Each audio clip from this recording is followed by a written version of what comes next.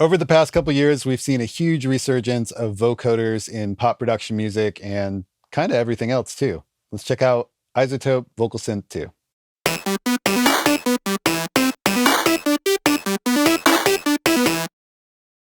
Okay, to check out this one today, I'm bringing on my good friend Scott Griffin once again. Scott, how's it going? Pretty good, Mark. What's up? Not too much. So I thought you'd be the perfect person to talk about vocoders on here because of all the work that we've done and some of your work on. We've seen an FE video pop up on Puremix with Fab mastering it. There's a lot of vocoder in that one. You're the producer behind all of that. There's been some other tracks that you've worked on that I think your use of vocoders is amazing. So this is going to be a lot of fun. I'm really excited to see how you're using this thing in your sessions. So. Yeah, huge shout out to Fe because she used to. We were in a band together, and she used to do it live, which was like the coolest thing. Yeah, to see her kind of play her own chords, and we would always like do these slow intros where she would just kind of like fade in the song, sing the chorus over it. Yeah, it's super cool. So it kind of turned me on to the whole thing. And fun little fact: she's a co-writer on this song, which is "Fake It" by Liv Nicholson, is the song we're going to be using to show this thing off today. Nice, awesome. Yeah. So yeah, I think in 2018, Zed had and The Middle came out and was like the song of the year, and then since then everyone's been like chasing the sound. And once every session I'm in, they're like, "Oh, let's try some vocoder." Right. And so I've tried out a lot of, and really what they mean is like the polyvox sound, where it's kind of more of a clean. They're not really going for that Daft Punk thing where it's like robot sounding. We're not going for craft work. We're going for that, like, lots and lots of your own vocals stacked up and more singing the chords than a direct harmony is kind of the idea.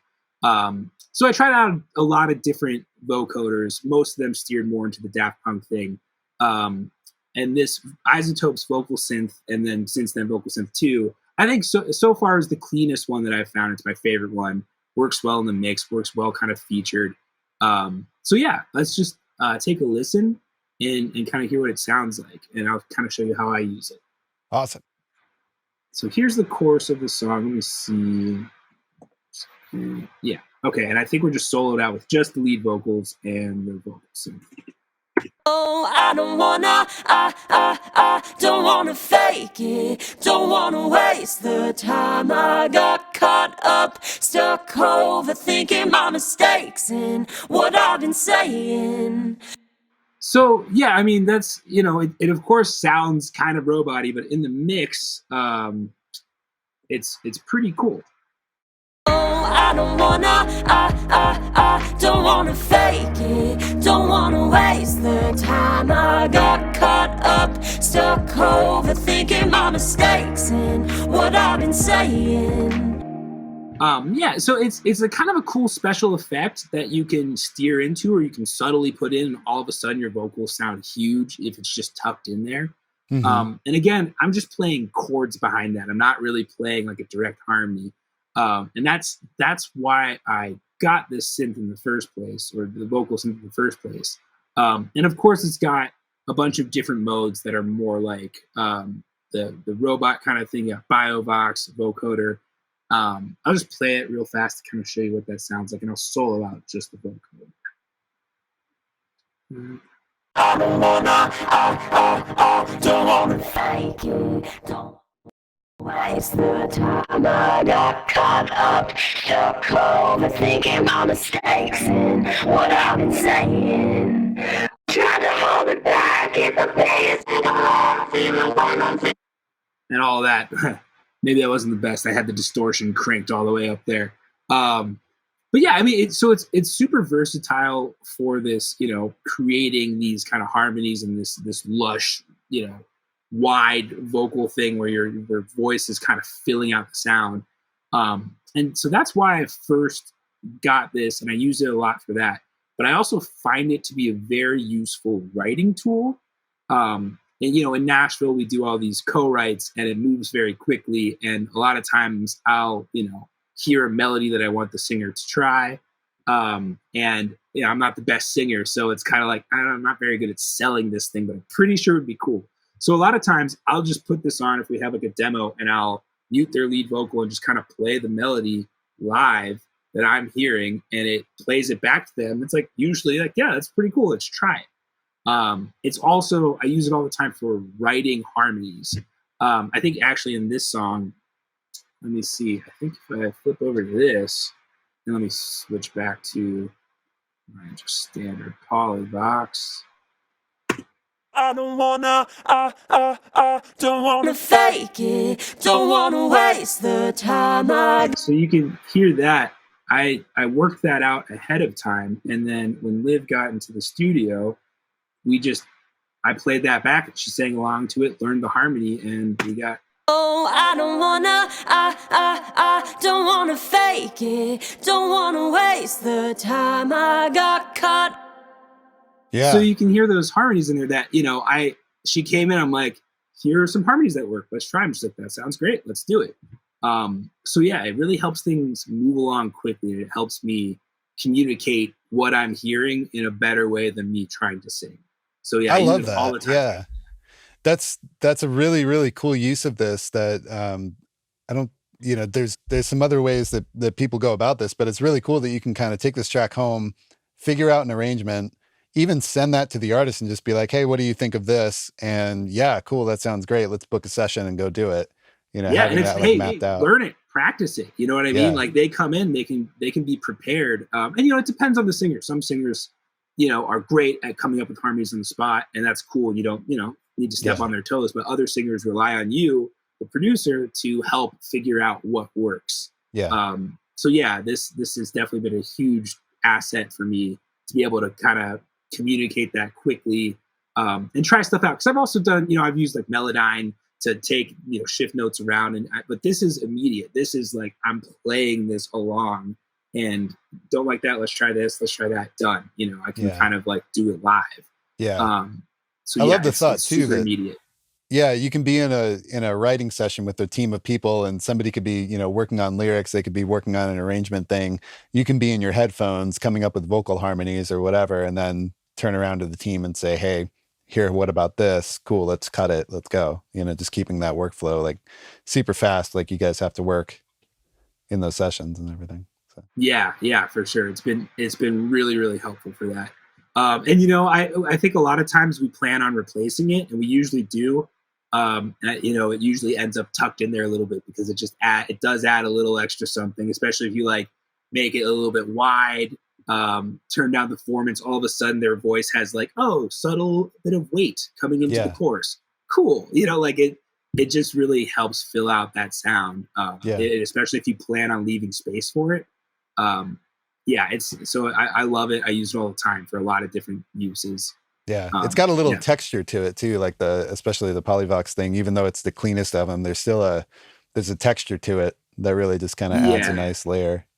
Yeah, I think I usually end up turning the formant down a little bit, and that helps give it that like weight, and just like, I don't know, I think that helps it sound. It gives it that sound, and then like I'm not going to go through it all, but there's a bunch of cool effects. There's and you can rearrange everything. It's and everything sounds really good. So it's worth a deep dive into all of that. But most of the time, I'm just polyvox, formant down, maybe a little distortion. I like to automate the formants sometimes. That's kind of fun. Yeah. And then you can see over here I have like a Alter Boy micro shift. So I use some other things that kind of do similar things in here. Just depends on the scenario. Right. Yeah, that's great. Can we take a quick listen? Maybe just go down the line like one by one of like the different modes with BioVox, Vocoder, CompuVox, TalkVox. Just hear those one by one. I'll turn these lead vocals down a little bit. Try that. Oh, I don't wanna fake it, don't wanna waste the time. I got caught up, stuck overthinking my mistakes and what I've been saying. I've tried to hold it back, keep the peace, make them laugh, even when I'm feeling sad and nobody knows to ask. No, I don't wanna fake it, don't wanna fake it. Oh, I don't wanna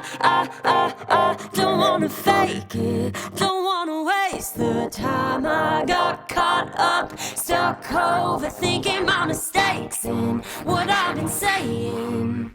I've tried to hold it back, keep the peace, make them laugh, even when I'm feeling sad and nobody.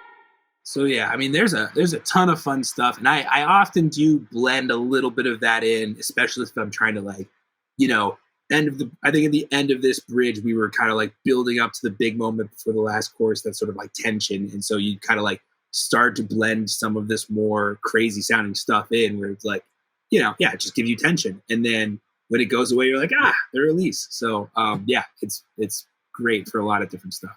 Yeah, amazing.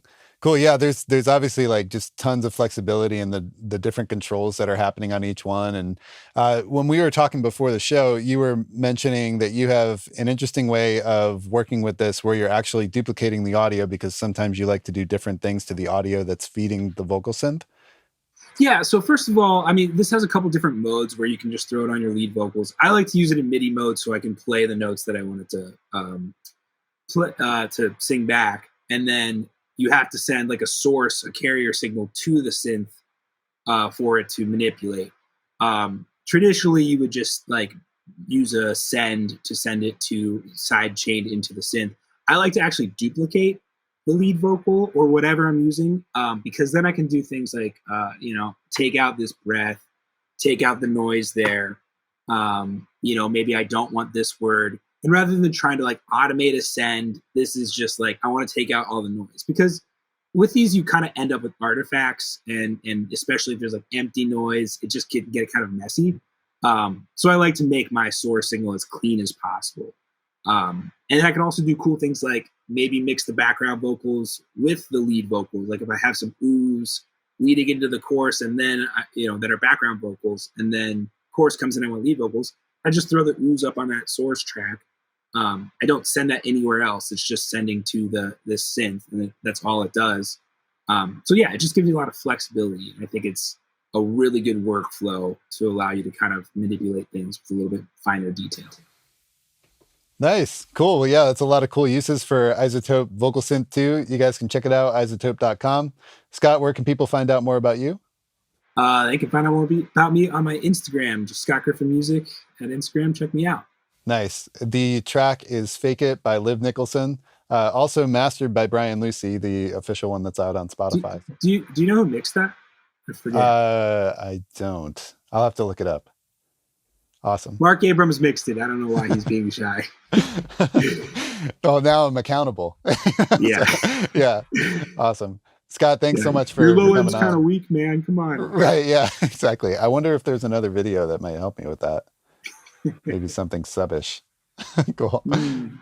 Nice. All right. Thanks, Scott. We'll see you guys next time.